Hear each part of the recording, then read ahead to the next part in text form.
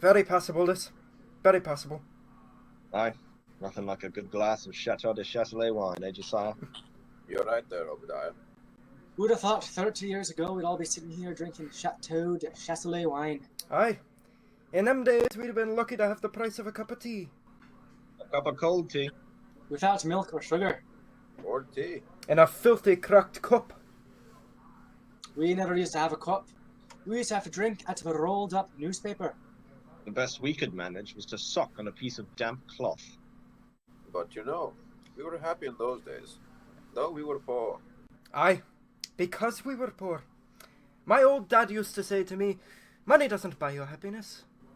He was right. I was happier then and I had nothing. We used to live in this tiny old house with great big holes in the roof. House? You were lucky to have a house. We used to have one room, 26 of us, no furniture, half the floor was missing. We were all huddled in one corner for fear of falling. Ha! You were lucky to have a room. We used to live in a corridor. Oh, we used to dream of living in a corridor. Would have been a palace to us. We used to live in an old water tank and a rubbish tip. We got woken up every morning by having a load of rotten fish dumped all over us. House! Well, when I say house, it was only a hole in the ground covered by a bit of a tarpaulin.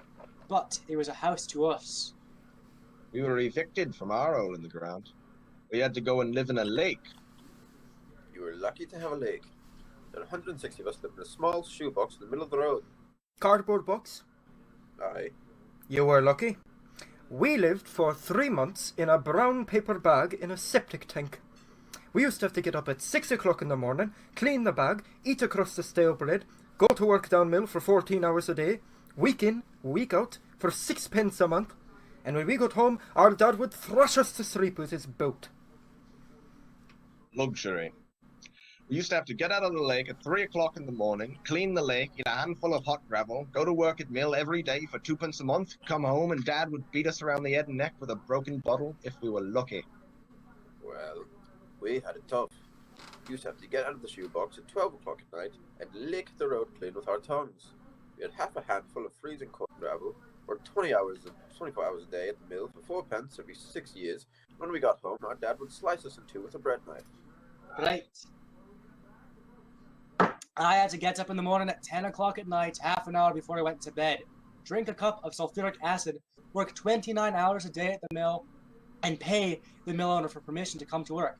And when we got home, our dad and our mother would kill us and dance about our graves singing hallelujah. But you try and tell the young people today that.